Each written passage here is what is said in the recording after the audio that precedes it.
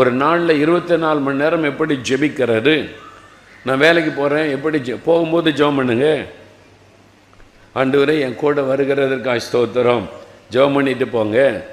Travel பைக்கில் போகிறீங்க, காரில் போகிறீங்க, உங்கள் கண் எல்லாத்தையும் பார்க்கணும், உங்கள் இருதயத்தில் ஜெபம் வந்துக்கிட்டே இருக்கணும். அங்கே பார்க்குறவங்களாம் பார்த்து ஆண்டவரே இவங்கெல்லாம் ரட்சிக்கப்படணும், ஜெபம் பண்ணுங்க.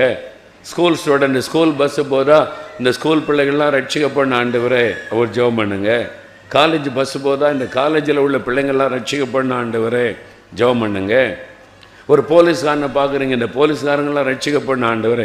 இருதயத்தில் ஜெபங்கள் வந்து கொண்டே இருக்கணும் ஒவ்வொரு காரியத்தையும் பார்த்து. அப்போ நீங்கள் இடைவிடாமல் ஜெபம் பண்ணிக்கிட்டே இருப்பீங்க. அவருடைய அர்த்தம் இடைவிடாமல் நாம் ஆண்டவரோடு ஒரு கனெக்ஷனில் இருக்கிறோம், ஒரு தொடர்பில் இருந்து கொண்டே இருக்கிறோம். அதான் இடைவிடாமல் ஜெபம் செய்வது. நீங்கள் வேலை செய்து கொண்டே ஜெபிக்கலாம். ஆபீஸில் உட்கார்ந்துருக்கும் போது ஜெபம் பண்ணி உங்களுடைய வேலையை செய்யலாம். உங்களை